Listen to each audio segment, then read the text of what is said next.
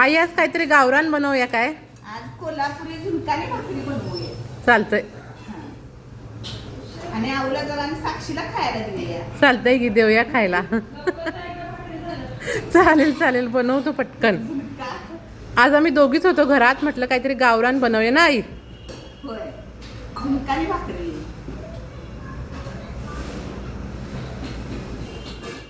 आजचा बेत आमचा झुणका भाकरीचा होता. जेव्हा केव्हा आमच्या घरात झुणका बनतो ना, तेव्हा सगळ्यात पहिल्यांदा आम्ही तव्यात भाकऱ्या बनवून घेतो आणि त्याच तव्यात शेवटला झुणका बनवतो.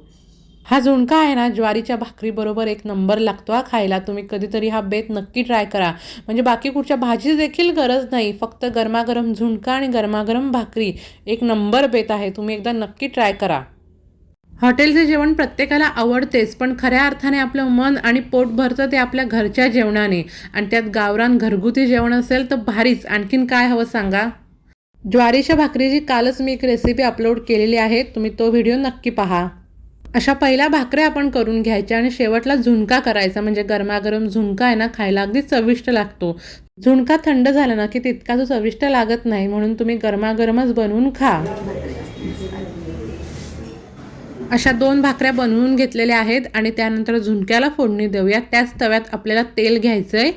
तेल तापलं की आपल्याला ह्यामध्ये बारीक चिरलेला कांदा टाकायचा आहे. बाकी आपल्याला कुठचीच फोडणी नाही द्यायची, फक्त कांदा टाकायचा.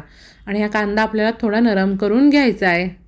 कांदा नरम होतोय तोपर्यंत तुम्हाला सांगते, कोल्हापूर भागात ना असे झुणक्याचं पीठ तयार करून ठेवतात. यामध्ये चणा डाळ, हिंग, हळकुंड आणि जिरं हे सर्व साहित्य मिक्स करून पीठ दळून आणलंय. असं हे झुणक्याचं पीठ आहे. चणा डाळ आई भाजून घेतलात ना? नाही, अशी डायरेक्ट घ्यायची. डायरेक्ट असं उन्हात लावून घ्यायची. त्याच्यात मग हिंग, हळकुंड आणि जिरं घालून दळून घ्यायचं. असं हे झुणक्याचं पीठ तयार आहे. कांदा नरम झाला की त्यामध्ये आपल्याला कोल्हापुरी चटणी टाकायची आहे. कोल्हापुरी पद्धतीचा झुणका आहे, त्यामुळे कोल्हापुरी चटणी हवीच. व्यवस्थित आपल्यालाही मिक्स करून घ्यायची आहे. हळद वगैरे नाही टाकायची, फक्त कोल्हापुरी चटणी टाकायची आहे. ह्यामध्ये आपल्याला आता पाणी ओतायचं आहे. तुम्हाला झुणका किती घट्ट आणि पातळ हवा आहे त्या अंदाजाने पाणी ओतायचं आहे, पण जास्त पण पातळ नका करू. हलका घट्टसर झुणका ना भाकरीबरोबर खायला अगदी चविष्ट लागतो.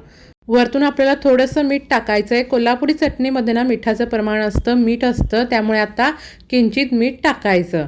त्यानंतर शेंगदाण्याचा कूट टाकायचा. इथे आम्ही शेंगदाणे असे भाजून दरदरीत जाडसर असा कूट तयार करून घेतलेला आहे.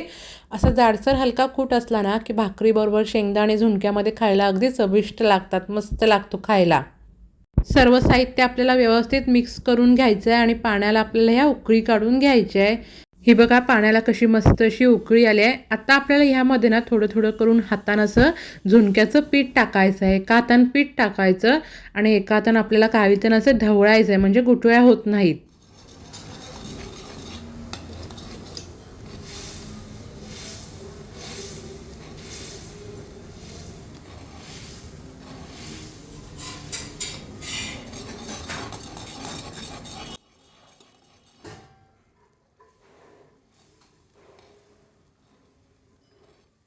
झुणका किती घट्ट होतोय त्या अंदाजानं वरतून थोडं थोडं आपल्याला पीठ टाकायचं आहे.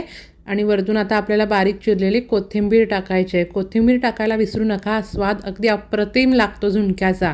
व्यवस्थित आपल्याला हे मिक्स करून घ्यायचं आहे. बघा आत्ताच किती भारी दिसतोय ना झुणका, अगदी झणझणीत आणि चविष्ट. असं व्यवस्थित परतवून घेतलं की आपल्याला ह्यावरती मिनिटभर असं झाकण ठेवायचं आहे आणि मस्त अशी वाफ लावून घ्यायची आहे.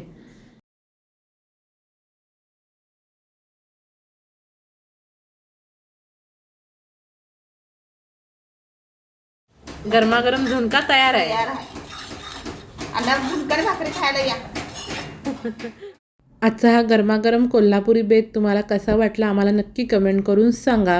व्हिडिओला लाईक करा, चॅनलला सबस्क्राईब करा, जास्तीत जास्त शेअर करा आणि बेल आयकॉनवर नक्की क्लिक करा. थँक्यू. गरमागरम कोल्हापुरी झुणका आणि भाकरी या खायला.